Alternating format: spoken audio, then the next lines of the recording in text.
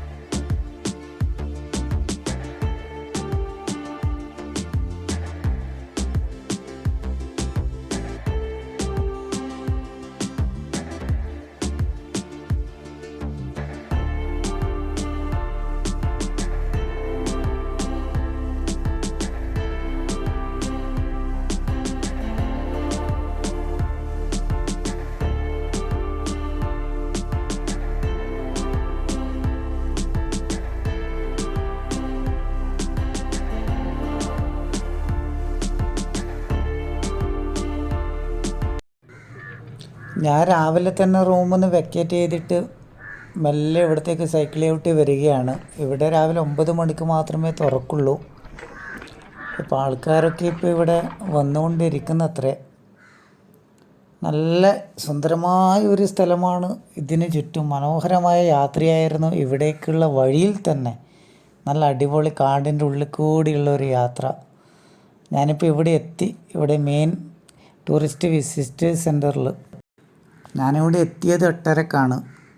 അതുകൊണ്ട് തന്നെ കുറച്ച് സമയം ഉണ്ട്. കാരണം ഇവിടെ രാവിലെ 9 മണിക്കല്ലേ തുറക്കുള്ളൂ. അതുകൊണ്ട് ഞാനിവിടെ വിസിറ്റേഴ്സ് സെൻറ്ററിൻ്റെ ചുറ്റുവട്ടത്തേക്ക് ഒന്നിങ്ങനെ നടക്കാൻ ഇറങ്ങിയിട്ടാണുള്ളത്. ധാരാളം ചെടികൾ ഇതിന് ചുറ്റുവട്ടത്തുണ്ട്. നോർമലി നമ്മൾ വരികയാണെങ്കിൽ നമുക്ക് ഈ വിസിറ്റേഴ്സ് സെൻറ്റേഴ്സ് വരെ വരാം, ഇവിടെ നിൽക്കാം, ഇവിടെ സ്പെൻഡ് ചെയ്യാം. അതിനൊന്നും വേറെ ബുദ്ധിമുട്ടൊന്നുമില്ല. ഇവിടുന്ന് ഉള്ളിലേക്ക് പോകാൻ വേണ്ടി മാത്രമാണ് ഈ 9 മണി സമയം വരുന്നത്. മതമന്ദിറിലേക്കുള്ള ടൈമാണ് 9 മണി. ബാക്കിയുള്ള സമയത്തൊക്കെ നമുക്ക് ഇവിടെ വരാം. വേറെ ബുദ്ധിമുട്ടൊന്നും നിലവിലില്ല. ഇവിടെ ഈ വിസിറ്റേഴ്സ് സെൻറ്ററിൻ്റെ ഉള്ളിൽ തന്നെ ധാരാളം ഷോപ്പിംഗ് സെൻറ്ററുകളും ഫുഡ് സെക്ഷനൊക്കെ ഉണ്ട്. രാവിലെ ആയതുകൊണ്ടാണ് ഒന്നും നിലവിൽ ഓപ്പൺ അല്ല. ഞാനിങ്ങനെ നടക്കുകയാണ്, ഇതിൻ്റെ ഉൾഭാഗത്തൊക്കെ കൂടി ഒന്ന് കണ്ടുവരികയാണ്. കാരണം തിരിച്ചു വരുമ്പോൾ ചിലപ്പോൾ നല്ല ആൾക്കാരായിരിക്കും. ഇപ്പോൾ രാവിലെ ആയതുകൊണ്ട് ആൾക്കാരൊന്നും ഇല്ലാത്തതുകൊണ്ട് സുഖമായിട്ടൊന്ന് ഫ്രീ ആയിട്ട് ഇങ്ങനെ നടന്നു പോവാം. ഞാൻ വരുമ്പോൾ തന്നെ ഇതിൻ്റെ ഉള്ളിൽ താമസിക്കുന്ന ധാരാളം പേര് സൈക്കിളിൽ ഇങ്ങനെ യാത്ര ചെയ്യുന്നതായി കണ്ടിട്ടുണ്ട്. ഇതിൻ്റെ ഉള്ളിൽ കൂടി ഓരോ പോക്കറ്റ് വഴികൾ കൂടിയും ഇങ്ങനെ സൈക്കിളും ചവിട്ടി പോകുന്നത്. കുറേ ആളെ പരിചയപ്പെട്ടു എന്ന് പറഞ്ഞാൽ കുറച്ച് കാര്യങ്ങൾ ചോദിച്ചു, എന്നോടും ചോദിച്ചു എവിടെ നിന്നാണ് വരുന്നത്, അങ്ങനെയൊക്കെ കാര്യങ്ങൾ. നമ്മളിപ്പോൾ കാണുന്നത് ഇവിടെ ഇല്ല ആൾക്കാരുടെ എണ്ണവും സ്ഥലത്തിൻ്റെ ഡീറ്റെയിൽസുമാണ്. നിലവിലിപ്പോൾ 3200ഓളം ആൾക്കാർ 59 കൺട്രിയിൽ നിന്ന് ഇവിടെ ഉണ്ട് എന്നാണ് ഇവർ ഇതിൽ കാണിക്കുന്നത്. സ്കൂളുകളുടെ എണ്ണവും ഹെൽത്ത് സെൻറ്ററിൻ്റെ എണ്ണവും മറ്റ് വിശദ വിവരങ്ങൾ നമ്മുടെ ഈ വിസിറ്റേഴ്സ് സെൻറ്ററിൻ്റെ മുമ്പ് തന്നെയുള്ള ഈ ഒരു ബോർഡിൽ നിന്ന് നമുക്ക് കാണാൻ വേണ്ടി സാധിക്കും. നമുക്കിവിടെ നല്ലൊരു ലൈബ്രറിയും മറ്റ് കാഴ്ചകളും ഫോട്ടോസുമൊക്കെ ആരവല്ലിയെ കുറിച്ചിട്ടുള്ളത് ഇവിടെ ഈ ടിക്കറ്റ് കൗണ്ടറിൻ്റെ അടുത്തായിട്ട് നമുക്ക് കാണുവാൻ സാധിക്കും. കൂടാതെ വീഡിയോ റൂമുമുണ്ട്. രാവിലെ 9 മണിക്ക് ശേഷമാണ് വീഡിയോ റൂമിൽ നമ്മൾ പോയി ഇരുന്ന് കഴിഞ്ഞാൽ മൊത്തം ഇതിൻ്റെ ഹിസ്റ്ററിയൊക്കെ വീഡിയോയിലൂടെ നമുക്ക് അറിയാൻ വേണ്ടിയും സാധിക്കും.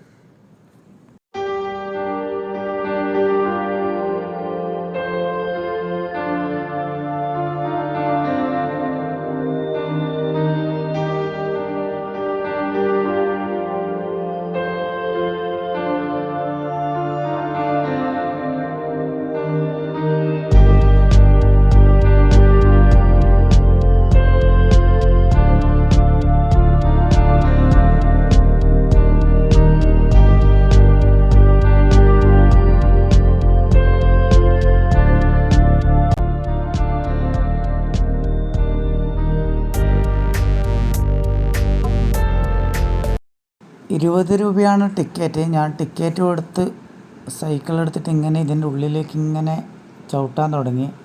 നോർമലി ഇവിടുന്ന് ബസ് സർവീസും ഉണ്ട്. പൈസയൊന്നും വേണ്ട. ബസ്സിലും അവർ നമ്മളെ ഇതൊക്കെ കാണിക്കും. സുഹൃത്തുക്കളെ, നമ്മളിപ്പോൾ ആരോവാലിയിലെ പ്രധാന ആകർഷമായ മാധവ് മന്ദിറിൽ എത്തിയിരിക്കുകയാണ്. അതിൻ്റെ ദൂരക്കാഴ്ചയാണ് നമ്മൾ കാണുന്നത്. ലൈറ്റ് ചെറിയൊരു പ്രശ്നമുണ്ട് നമുക്കിപ്പോൾ. ആൾക്കാർ ഇന്നുണ്ട്. ഇന്ന് ഞായറാഴ്ചയാണ് ഞാനിവിടെ വന്നത്. രാവിലെ 9 മണിക്ക് ആണ് ഇവിടെ പ്രവേശനം ഉള്ളത് ഇന്ന്. പിന്നെ നമുക്ക് കാഴ്ച കാണാം.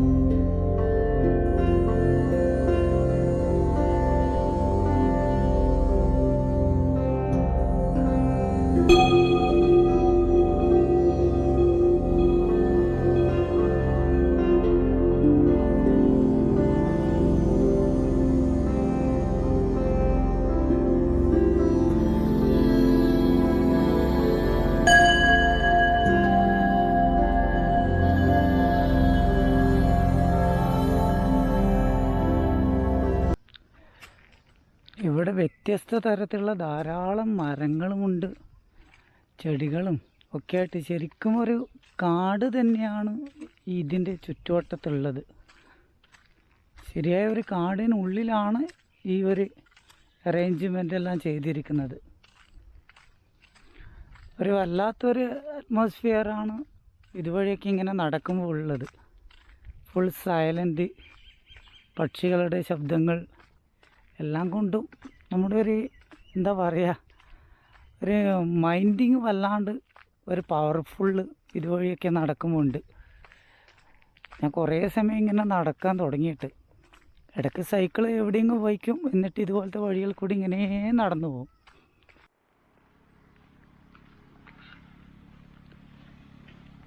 ഇതിൻ്റെ ഉള്ളിൽ കൂടി തന്നെ ധാരാളം റോഡുകളുണ്ട് പല വഴിക്കുമായിട്ട്. അതൊക്കെ ഓരോരോ ഇവരുടെ സെൻറ്ററുകളിൽ, താമസ സ്ഥലങ്ങളിലേക്കുള്ള വഴികളാണ്.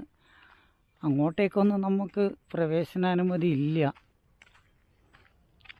നമുക്കിപ്പോൾ നോർമലി ഇവിടെ വരാൻ പറ്റിയെന്ന് കാണുന്നത് നമ്മൾ നേരത്തെ കണ്ട മന്ദിരവും പിന്നെ കൂടാതെ വിസിറ്റേഴ്സ് സെൻറ്ററും മാത്രമാണ്. പിന്നെ നമ്മളീ പോകുന്ന വഴികളിലെ കാഴ്ചകളും. അവരുടേതായ താമസ ഫെസിലിറ്റിയിലൊന്നും ഇവിടെ ആർക്കും പ്രവേശനമില്ല. വലിയൊരു ആൽമരമാണിത്. കണ്ട എന്താ ഇതിൻ്റെ അവസ്ഥ? എത്ര വർഷം പഴക്കമുണ്ടാവും ഇതിന്? ഇതൊക്കെ വേരുകളാണ് കേട്ടോ.